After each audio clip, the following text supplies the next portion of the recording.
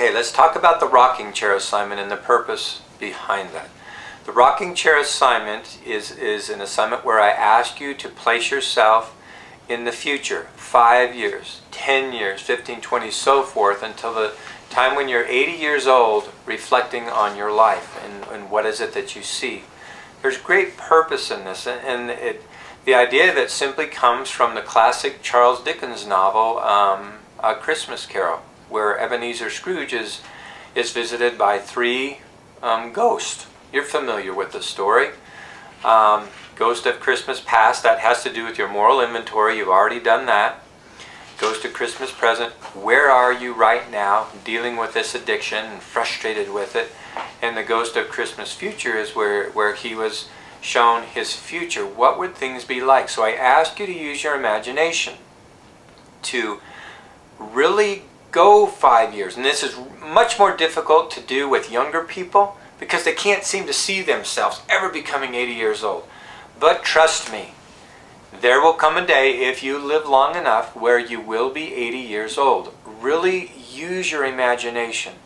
Go into the future and take a look at yourself. What will happen if your behavior changes, and what will happen if it doesn't change?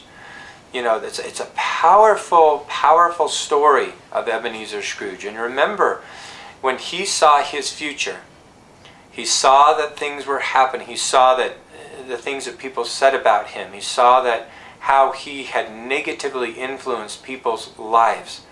And he was seeing the horror of it all. And the ghost was taking him right to his tombstone. And Scrooge says this. He says, "Oh, wait a minute. Before I draw near to that stone, answer me one question." And this is a powerful question.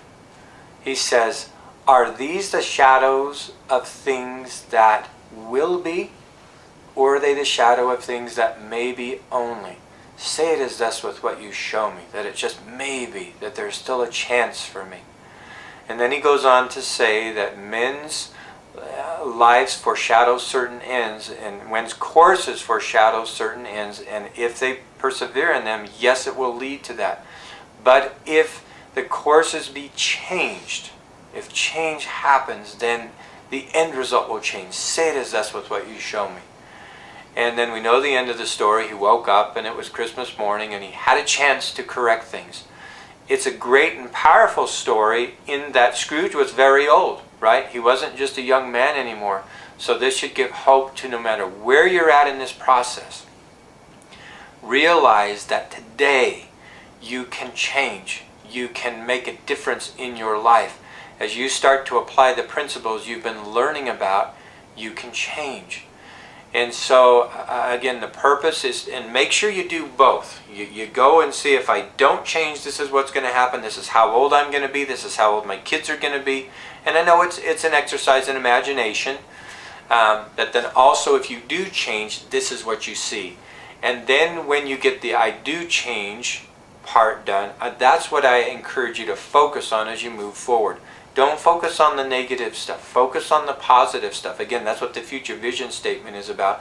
Proactively choosing to focus on positive things, because what we give our attention to tends to expand and dominates our life. And we want to focus on good things so that we create that for ourselves.